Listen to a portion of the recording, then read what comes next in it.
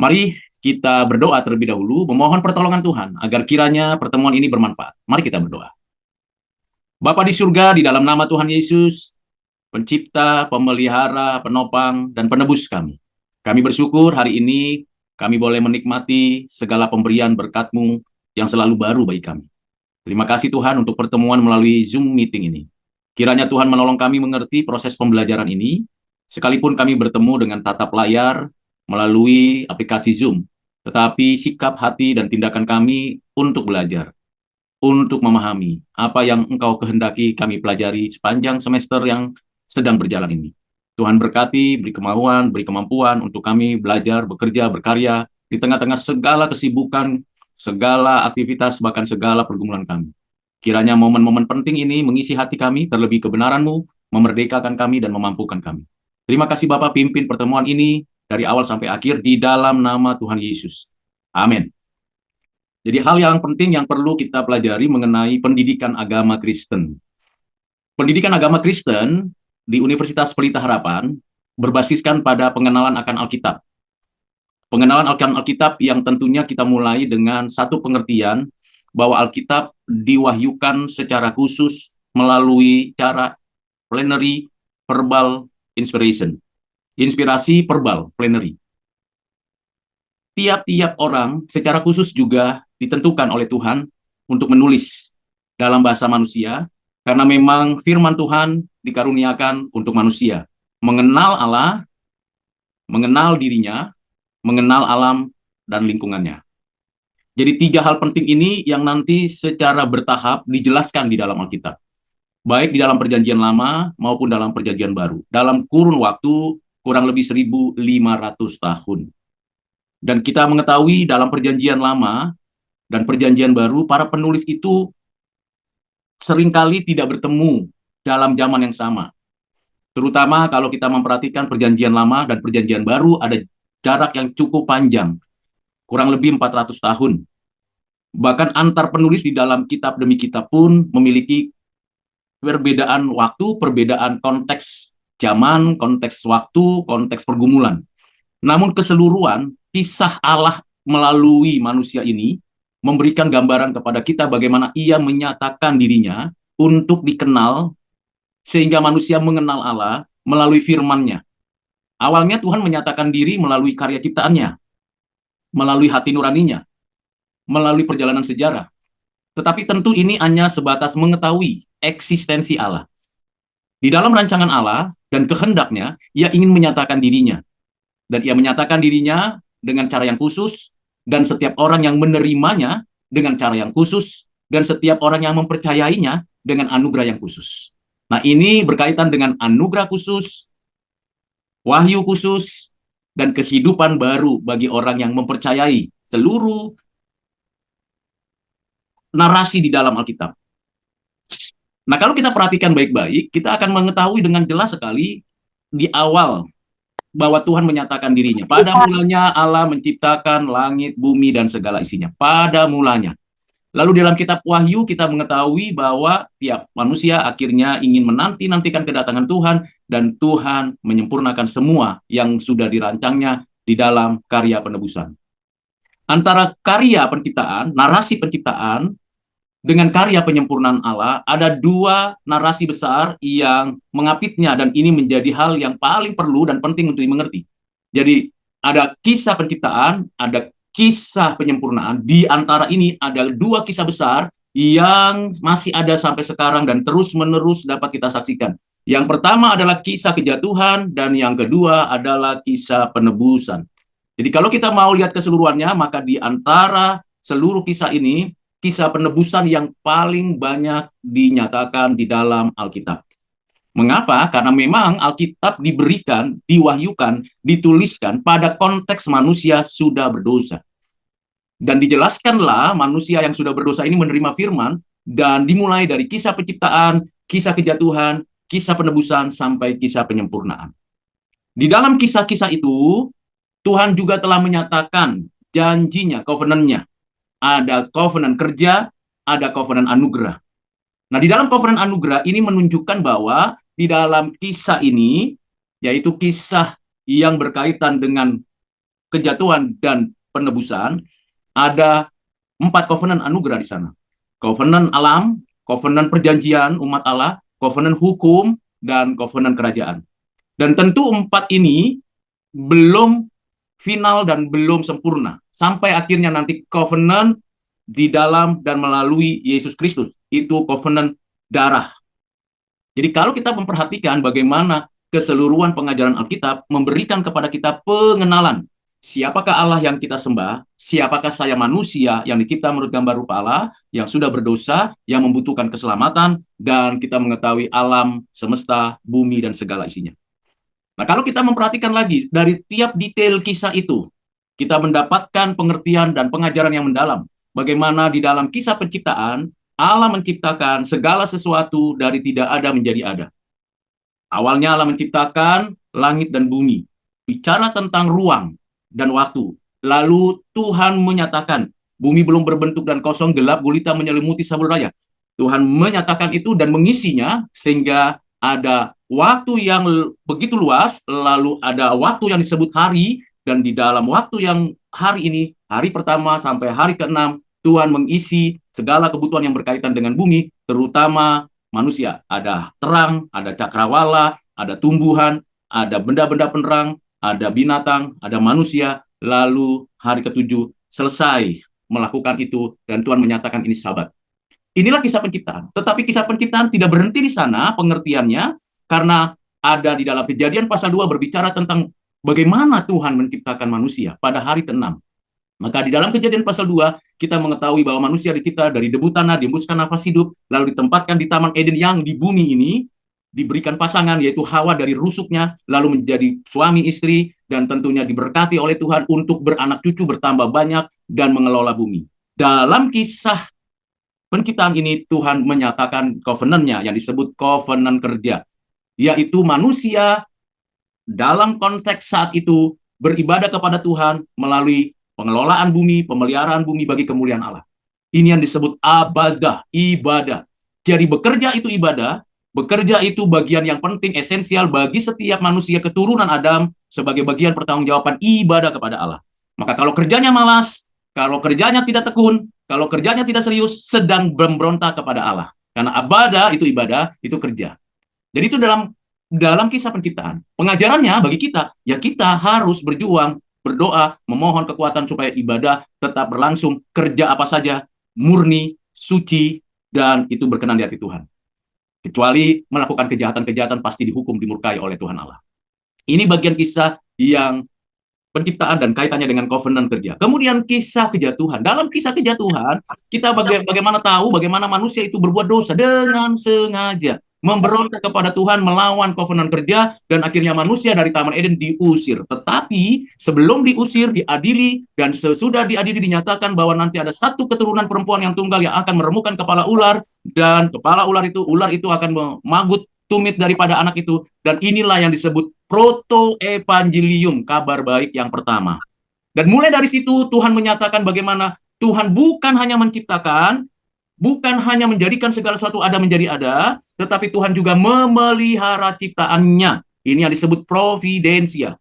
Tuhan menciptakan, Tuhan memelihara, Tuhan menjaga, Tuhan menopang dengan segala sistem kehidupan yang ada, dengan ekosistem yang ada, dengan segala hukum alam yang tersedia, dengan segala hukum moral yang ada, sehingga seluruhnya ditata demikian baik, demikian indah, demikian teratur.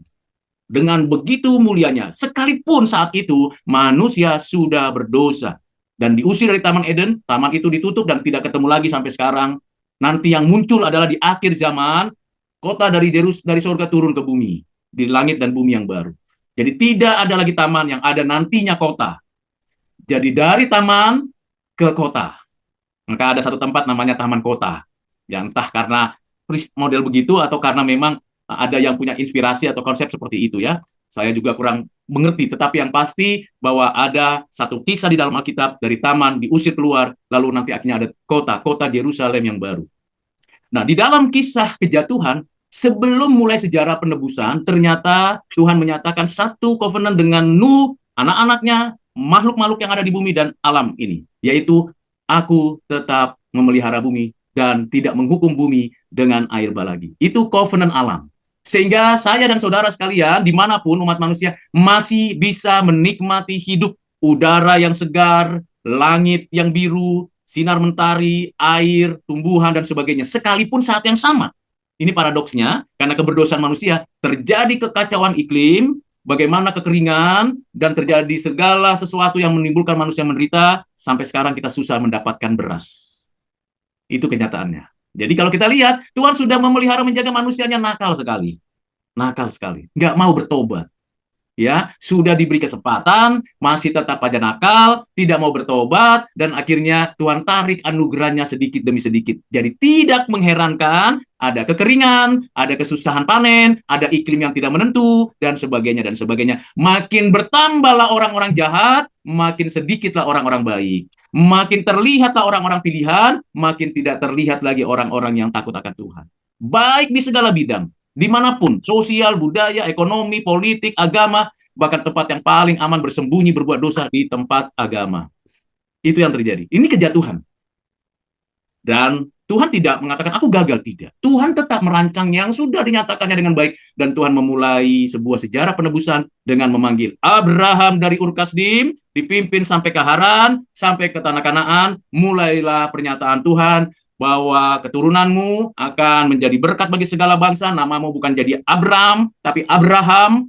Jadi bukan bapak bangsamu saja, tapi engkau jadi bapak segala bangsa. Melalui keturunanmu akan diberkati segala bangsa, dan tanah ini menjadi tanah waris dari keturunanmu. Dan melalui tanah ini, segala bangsa mendapatkan berkat. Itu yang dijanjikan Tuhan. Apakah semuanya bisa berlangsung? Dia baik, jawabannya tidak.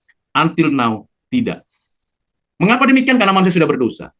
Tapi janji Tuhan kepada siapa? Janji Tuhan kepada Abraham, diteruskan kepada Ishak, dilanjutkan kepada Yakub yang diganti nama jadi Israel. Jadi inilah disebut bapak-bapak leluhur Israel. Israel menjadi contoh harusnya bagi umat manusia sebagai tanda kehadiran Tuhan, sebagai tanda Tuhan mau menyatakan kasih-Nya, dan Israel seharusnya menjadi contoh bagi umat Tuhan untuk mematuhi kehendak Tuhan. Tetapi tidak demikian.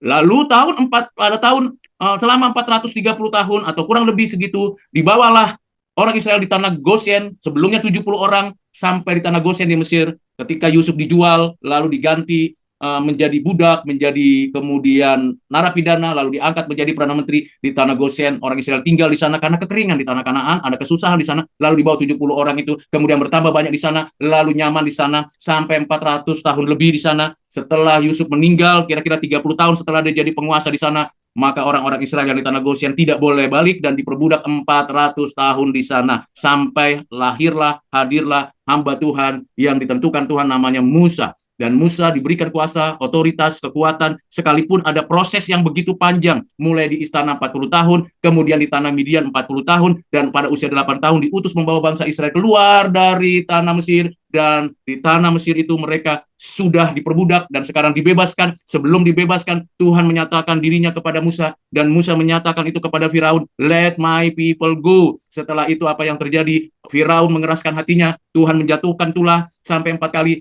tetap keras hatinya. Lalu tulah ke-5 sampai tulah ke-10, Tuhan menjatuhkan tulahnya itu, tetapi Tuhan menyatakan sesuatu yang sangat mengenaskan.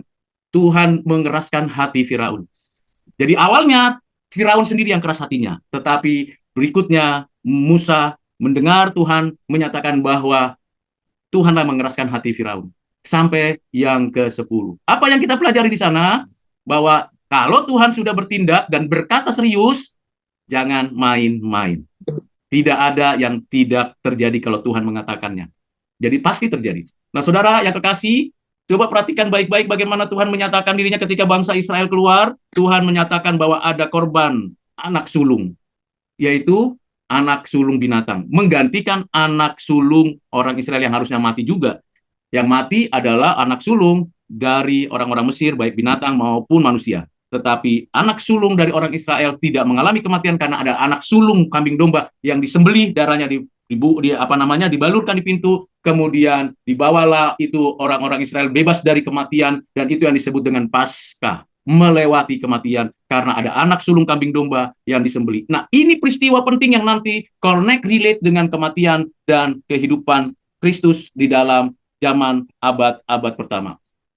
Jadi itu bagian yang penting. Lalu di abad yang ke-1450 sebelum Masehi itu, Tuhan memanggil Musa naik ke atas gunung, lalu Tuhan menyatakan covenant hukum untuk mengatur hubungan dengan Tuhan dengan hukum agama dan hukum ibadah, mengatur hubungan manusia dengan hukum sosial, mengatur hubungan kehidupan moralitas manusia dengan hukum moral. Maka di dalam hukum itu yang disebut dengan Torah ada 3 bagian, yaitu hukum agama, hukum sosial, hukum moral, yang dalam satu kesatuan yang tidak terpisahkan, yang menjadi satu kesatuan yang memberikan arahan, struktur, isi bagi umat perjanjian ini, yang mana tandanya adalah sunat, yang mana tandanya ini memberikan identifikasi bahwa orang ini adalah umat Tuhan dan masuk ke tanah perjanjian, tanah Kanaan, untuk menjadikan tanah itu tempat menjadi sarana untuk menyatakan berita kebaikan, kemurahan, dan berkat Tuhan. Tetapi apa yang terjadi? Selama 40 tahun umat itu bersungut-sungut, maka 600.000 orang yang ada, yang dewasa dari tanah Mesir itu dihukum Tuhan meninggal, dan yang anak-anak dari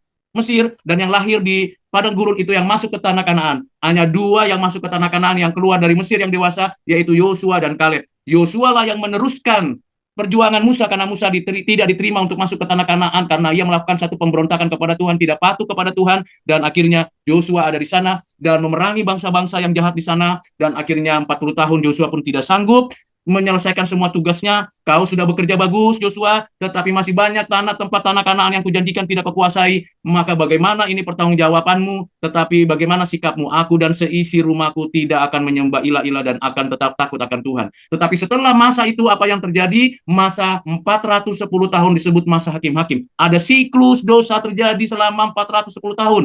Yaitu apa yang terjadi? Bangsa Israel melakukan kejahatan, melakukan perzinahan, melakukan penyembahan berhala, lalu mereka dihukum Tuhan, meminta ampun, bertobat, meminta belas kasihan, dikirimlah hakim-hakim, menang perang, dan akhirnya mereka bertobat, hidup sejahtera, lalu berdosa lagi, dan terus siklus dosa ini berlangsung selama 400 tahun. Mirip dengan waktu mereka di tanah Goshen 400 tahun diperbudak oleh Firaun. Jadi lihat bagian ini.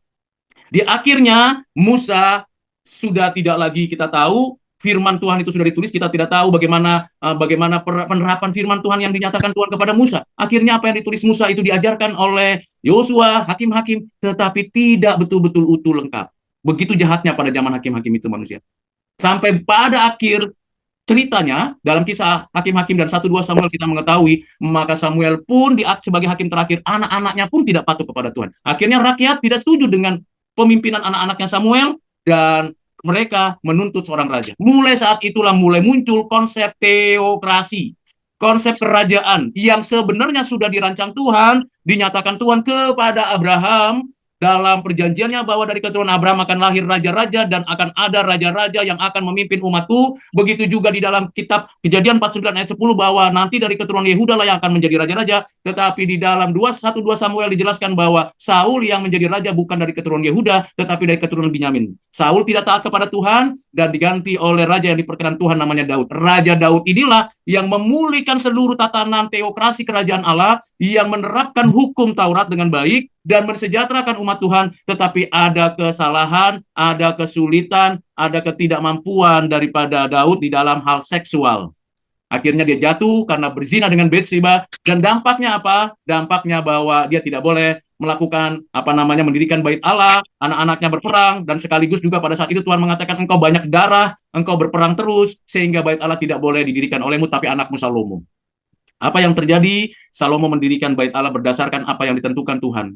Dan bait Allah itu prototipenya adalah di kemah suci. Kemah suci prototipenya ada di dalam pemetaan dari Allah tentang ruang pelataran, ruang suci, dan ruang maha kudus. Nah, ini menjadi hal yang penting. Ada ruang pelataran untuk segala bangsa, ada ruang suci di mana semua orang boleh memberi persembahan dan imam itu membawa persembahan kepada Tuhan, pengampunan dosa, permohonan belas kasihan kepada Tuhan, ucapan syukur dan seterusnya. Dan sekali setahun masuklah imam besar agung ke ruang maha kudus untuk menyatakan betapa Tuhan itu mulia dan menerima firman dan mengajarkan firman kepada umat Allah. Nah, ini didirikanlah Salomo bait Allah menggantikan kemah suci. Sebelumnya kemah suci semua. Semuanya kemah suci. Kemah suci itu dimulai dari padang gurun, terus sampai zaman Yosua, sampai zaman hakim-hakim, sampai zamannya Daud, baru zamannya Salomo berdirilah kemah suci. Dan apa yang dilakukan oleh Salomo sebenarnya hanya meneruskan, tetapi Salomo lupa menjalankan tugas tanggung jawabnya, yaitu menegakkan kesejahteraan bagi orang-orang Israel. Dan banyak diabaikan suku-suku di pinggiran, di perbatasan, 10 suku di utara, dan lebih mementingkan kepada euforia dan kegembiraan daripada kesuksesan kampanye, dan berhasillah apa yang dinyatakan Tuhan kepada Salomo. Tetapi Salomo lupa melakukan hal yang baik, yang benar, yang suci. Sehingga Salomo, karena dia berhasil, dia sukses, dia memamerkan semua kesuksesannya, dan tertakluklah banyak bangsa-bangsa lalu. Ada upeti. Upetinya bukan harta, bukan emas, perak, berlian, tetapi perempuan. Nah, ini adalah ketaklukan bangsa-bangsa, lalu dia punya 700 istri, 300 gundik, dan yang lain-lain. Nah, yang paling celakanya adalah Salomo ikut terlibat dalam ibadah-ibadah berhala itu karena istri-istrinya, dan bahkan menyandingkan berhala-berhala itu di bait Allah. Ini kekacauan yang luar biasa. Dan dampaknya apa? Selain ekonomi sosial tidak rata distribusinya, pembangunan tidak baik, keamanan di perbatasan tidak baik, dan seterusnya. Akhirnya setelah Salomo meninggal, terpecahlah dua kerajaan menjadi utara dan selatan. 10 di utara, 2 di selatan. Ini pelajaran yang penting, bahwa kalau kita menjadi pemimpin, jadilah pemimpin yang betul-betul mengingat tanggung jawabnya, mensejahterakan rakyatnya, hidup di dalam kebenaran, hidup di dalam kesucian, dan tidak membanggakan diri bahwa dia berhasil. Dia tetap melayani dengan rendah hati, dan memperhatikan orang-orang yang sulit. Dan setelah dia, tidak ada legasi yang bisa diberikan kepada keturunannya, terpecahlah utara dan selatan. Dan selama itu, Tuhan tetap menyatakan janjinya kepada Daud bahwa keturunannya akan menjadi raja-raja. Memang Salomo dan anak-anaknya menjadi satu dinasti yang disebut dinasti Daud sampai Zedekia raja yang ke-22. Tetapi di bagian utara sudah campur. Dan makin kacau kehidupan rohaninya, makin kacau kehidupan sosialnya dan sebagainya. Makin porak-poranda. Maka Tuhan dengan murkanya memakai orang jahat untuk menghukum umatnya yang jahat. Ini prinsip.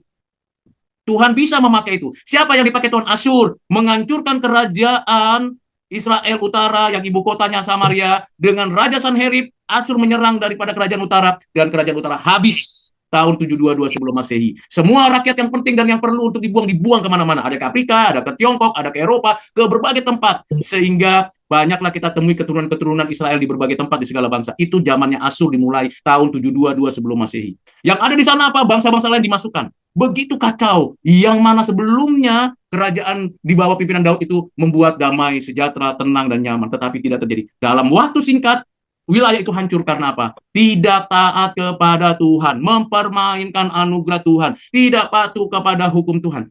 Harusnya Sanherib mau masuk ke selatan, tapi dicegah oleh Tuhan, tidak terjadi. Dan Tuhan menyatakan kehendaknya. Sampai akhirnya puncak kejahatan daripada kerajaan selatan itu terjadi, tahun 586, Tuhan memakai lagi raja yang jahat namanya Nebukadnezar, menghancurkan Yerusalem, memporak-porandakan bait Allah, dan habislah tanah Yerusalem, wilayah selatan. Dan sejak itu tidak berdiri lagi kerajaan Israel sampai sekarang. Jadi jangan berpikir negara Israel itu sama dengan kerajaan Israel. Tidak. Itu bukan yang dimaksud oleh Tuhan. Jadi seharusnya kerajaan Israel itu adil untuk menjadi berkat bagi segala bangsa, tapi justru menjadi contoh yang buruk bagi bangsa-bangsa yang lain. Tuhan bisa memakai Sanherib untuk menghancurkan kerajaan utara, Tuhan bisa memakai Nebukadnezar untuk menghancurkan selatan. Apa yang terjadi, saudara? Apakah dibiarkan Tuhan begitu? Jawabnya tidak. Rancangan Tuhan tidak berubah, ya tetap menyediakan namanya kaum remnan. Orang-orang yang takut akan Tuhan. Zaman Elia, zaman Elisa, zaman nabi-nabi, masih ada orang yang takut dan setia kepada Tuhan, menaati hukum Taurat. Itu yang disebut kaum remnan. Demikian setelah orang-orang Israel di Yerusalem itu, orang-orang Israel yang ada di selatan itu dibuang ke Babel 70 tahun, Tuhan tetap menyediakan kaum remnan. Dan kaum remnan itulah yang kembali dibawa oleh Nehemia sambil membangun tembok Yerusalem, dan Tuhan juga yang menggerakkan Imam Ezra yang membawa orang-orang remnan kembali kepada tanah Yerusalem untuk membuat renovasi bait Allah. Dan di zaman Ezra lah terbentuk satu bagian yang penting di dalam nanti peradaban orang Israel atau orang Yahudi. 3 hal penting. Yang pertama, sinagog. Jadi di mana ada orang Israel, di mana ada orang Yahudi, selalu ada sinagog, rumah ibadat. Tidak cukup hanya bait Allah di Yerusalem, tempat semua bangsa kumpul di situ. Yang kedua, ada yang namanya penyalinan ulang, yang namanya kitab-kitab perjanjian lama, kitab-kitab nabi-nabi, kitab-kitab sejarah, kitab-kitab puisi. Dan ini dibacakan ulang dan dipelajari. Yang ketiga, ada yang namanya satu komunitas, namanya komunitas rabi dari golongan Syamai dan golongan Hillel. Nah, inilah yang nanti terus menafsir kitab-kitab perjanjian lama yang menjadi namanya kitab Talmud, yang nanti diajarkan selama 400 tahun sampai zamannya Yesus. Mereka yang disebut ahli-ahli Taurat yang menjadikan kitab Taurat itu menjadi legalitas keagamaan mereka. Inilah kelompok Shammai dan Hillel. Jadi ini adalah latar belakangnya. Dan identitasnya mereka bukan lagi Kingdom of Israel, tapi people of the book. Berarti mereka betul-betul menghargai daripada firman Tuhan ini. Dan pada masa Nehemia dan Ezra inilah disebut restorasi. Restorasi. Jadi kalau kita lihat restorasi, itu berarti pemulihan hubungan, bukan pemulihan hubungan antar sesama orang Israel, tetapi juga yang paling esensial adalah pemulihan hubungan dengan Tuhan. Tembok Yerusalem dibangun, bait Allah direnovasi, firman Tuhan diberitakan, para pengajar, para rabi disampaikan kemana-mana, diutus kemana-mana untuk mengajarkan hukum Taurat, dan inilah yang menjadi identitas mereka disebut dengan people of the book. Dan ini menjadi hal yang menarik until now. Jadi saudara bisa lihat bagaimana dari mulai Adam sampai dengan kitab Maleakhi, kita mengetahui bagaimana proses perjalanan hidup manusia yang ditampilkan oleh orang Israel dan menjadi representasi bagi manusia, bahwa Tuhan adalah Tuhan yang merancang dengan baik, manusia adalah manusia yang jahat yang merusak rancangan itu. Bagaimana kita mendapatkan pengertian ini di dalam konteks relate dengan hidup saudara di kantor, sebagai pekerja, sebagai bos, sebagai pemilik perusahaan, sebagai mahasiswa yang memikirkan kebenaran-kebenaran akademis, dan sebagai anggota masyarakat, sebagai warga negara Indonesia. Bagaimana Anda relate dengan semua proses yang Tuhan nyatakan, dan bagaimana Anda merelevansikannya di dalam kehidupan sehari-hari. Yang menaati Tuhan akan diberkati Tuhan, yang tidak taat akan dihukum Tuhan. Mungkin sementara waktu aman dan nyaman, tetapi Tuhan tetap memperhatikan hamba-hambanya yang jahat. Tuhan bisa menggerakkan orang jahat untuk menghukum anak-anak Tuhan yang jahat dengan caranya yang tidak terduga. Karena itu, mari kita lihat pembelajaran ini. Nah, inilah konstruksi berpikir dari pendidikan agama Kristen yang diberikan kepada mahasiswa. Bisa belajar tentang pengajaran Alkitab. Tentu detail-detailnya, rinci-rinciannya satu persatu perlu dipelajari. Bagaimana kita memahami pengenalan kita akan Allah, memuji Allah dengan menyanyi pujian dengan baik, bagaimana kita berdoa dengan tepat, dan bagaimana kita bersikap terhadap sesama, itu diajarkan dari perjanjian lama. Yaitu kasihilah Tuhan Allahmu dengan segenap hatimu, dan kasihilah sesamamu manusia. Ke dalam kedua hukum ini diatur seluruhnya melalui hukum Taurat. Maka hukum Taurat menjadi hal yang paling penting, esensial. Hanya saja begitu ditafsir dalam kehidupan manusia, manusia menafsirnya menyimpang dengan maksud semula. Sehingga nanti kalau dalam perjanjian baru kita mempelajari bagaimana Tuhan mengembalikan esensi dari hukum Taurat. Itu sebabnya Yesus berkata bahwa aku datang bukan untuk menghancurkan atau menolak atau meniadakan hukum Taurat, tapi menggenapinya. Karena kembalikan ke esensi yang semula, sehingga ada hubungan yang benar, hubungan yang suci, hubungan yang baik dengan Allah dan dengan sesama. Sehingga saudara dan saya menjadi agen perubahan di zaman ini melalui pekerjaan, aktivitas apapun. Dan itu menjadi goalnya, goal dari proses pembelajaran kita. Jadi kita bukan hanya sekedar hafal ayat, ngerti apa yang sudah dikerjakan, tetapi tunjukkan bahwa saudara dan saya melakukan dengan benar, tekun, dan berjuang keras. Jangan di akhir baru kerjakan semua tugas, itu memalukan. Itu memalukan. Jangan di dalam kedesakan waktu baru submit tugas, itu memalukan. Karena itu bukan maksud Tuhan untuk pembelajaran ini. Adalah kita mulai dari awal, belajar satu step demi satu step, satu bagian demi satu bagian. Kalau alasannya sibuk, mungkin saya mau katakan sharing bagi saudara bahwa saya jauh lebih sibuk dari saudara. Saya jauh lebih sibuk dari saudara. Saya kerja itu bisa sampai 6 jam, 8 jam, 10 jam. Bisa tidur jam 11, jam 12, every day. Minggu ke minggu ketemu, Senin ke Senin ketemu.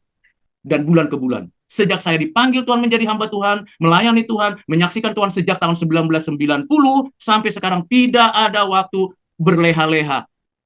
Di rumah, di kantor, semua pikirin tentang kehidupan yang bagaimana baiknya. Lalu belajar, bekerja, lalu studi, lalu melayani, lalu membantu orang tua waktu masih hidup, waktu menolong anak-anak, lalu memberikan hidup kepada mereka. Waktu itu berjalan cepat, dan puji Tuhan masih terus. Hasilnya ada anak saya yang sudah kerja, ada anak saya yang mau selesai studinya, ada yang baru selesai studi, baru mulai studinya, dan semua kami semuanya bekerja dengan baik. Tetapi kalau ada anak-anak, termasuk saya, kalau malas, saya menempelak diri saya. Hai Rudi, mengapa engkau malas? Bukankah Tuhan memberikan kamu kesempatan banyak, 24 hours, sama dengan yang lain? Nah, ini penting. Mengapa? Karena Tuhan merancang yang baik. Kok saya merusaknya? Tuhan memberikan waktu, kok saya tidak memanfaatkannya? Tuhan memberi fasilitas, kenapa saya tidak gunakan? Kesibukan, misalnya kayak semalam itu ya, saya harus kerjakan ini, bertemu dengan ini, bikin PKM, mengerjakan ini, menjelaskan ini, lalu menulis disertasi saya, itu dikerjakan dalam konteks bersama-samaan. Waktu saya bimbingan dengan mahasiswa, saya kerjakan yang lain juga. Jadi saya mesti punya multitasking. Dan itu terus dikerjakan sampai akhir hidup. Kalau Tuhan berkenan, seperti itu usia saya berharap sampai 90 tahun. Nah, ini yang perjuangan iman. Jadi terus jalankan. Apakah sudah berhasil? No, masih kurang. Masih jauh dari target yang diharapkan Tuhan. Lalu bagaimana dengan saudara? Masih ada teman-teman yang email malam-malam jam 01. Saya tahu, saya tahu. Ada yang WA malam-malam, pagi-pagi kepada saya tahu. Apa saya perlu jawab? Jawabannya tidak. Itu keteledoran saudara kalau tidak melakukan yang baik, yang benar. Ada fasilitas, ada pemberian, ada berkat, manfaatkan. Jangan take for granted, pasti Pak Rudi akan luluskan. Tidak. Tidak pasti harus Pak Rudi luluskan. Apalagi kalau yang malas, yang culas, yang bohong-bohongi teman, tidak kerjasama, pasti bisa gagal. Saya ulangi, itu penting ya, saya tegaskan. Jadi saya nanti akan bertanya kepada kelompok-kelompok pribadi, saya telepon, kan nomor Anda ada di dalam itu, di dalam perkenalan. Saya akan telepon, saya akan tanya, benar nggak kamu kerja ini? Saya rekam. Kalau bohong, Anda sendiri yang tanggung jawab kepada Tuhan.